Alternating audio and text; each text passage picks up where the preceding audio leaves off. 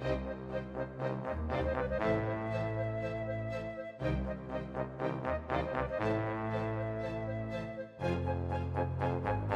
everybody, this is Dragonzilla 1991 here, and the subject of this video will be on the Papo cave bear. The reasons for that is because, well, as we all know, Collector will be doing the North American giant short-faced bear next year, and like we did with the Woolly Mammoth, to celebrate it makes sense that today's review should be focused on its European cousin. So what exactly was this giant mammal? The colossal cave bear, also known as Ursus spelaeus, first evolved 300,000 years ago, the same time that the woolly mammoth arrived onto the scene.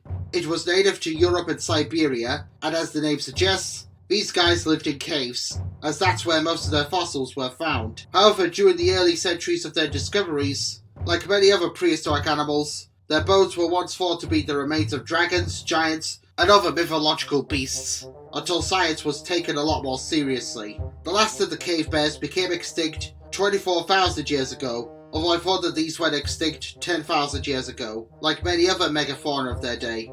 Either I misread, or it's a case of the old Mandela effect. Onto the figure itself. Now when Papo announced this one all the way back in late 2016, I was impressed, but back then I wasn't too enthusiastic on this creature, like I am now. But when I saw it in person, when visiting the city of York one day, I thought that actually he doesn't look too bad, and so I bought him, and since that day, this animal has really grown on me quite a lot. And so the cave bear is now one of my all-time favourite Ice Age creatures. His paint job is brown, mixed in with black, and the short snout is grey. This guy has all the colour schemes that you would expect to see on modern-day bears. As you can see, he is on the move, and he seems to be roaring at something. Perhaps it's a threat, a rival, or possibly prey.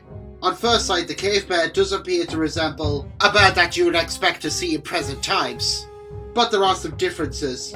For example, the cave bear was a lot more bigger and bulkier than its modern-day cousins, and Ursus spelaeus was all muscular, unlike this guy, who is all fat. And like all other Ice Age animals, he too had a storage hump on his back.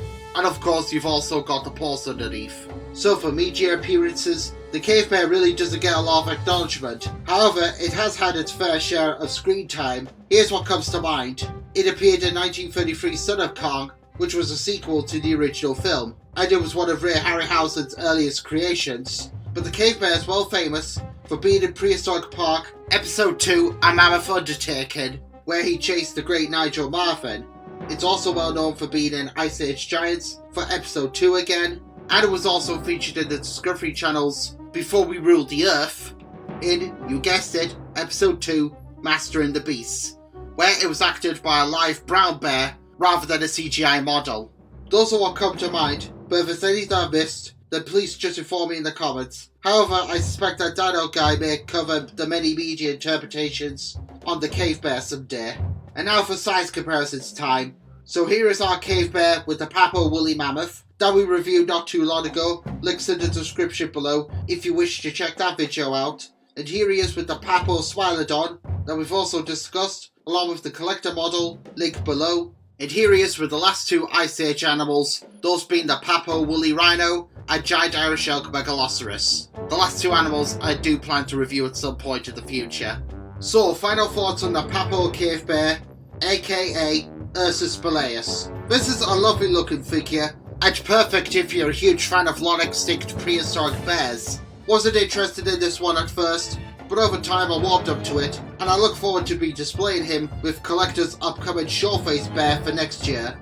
I know that this hasn't been a long review, but that's because there's not much to say on this model, other than it looks nice. And not to mention that this is the 70th review that I've done.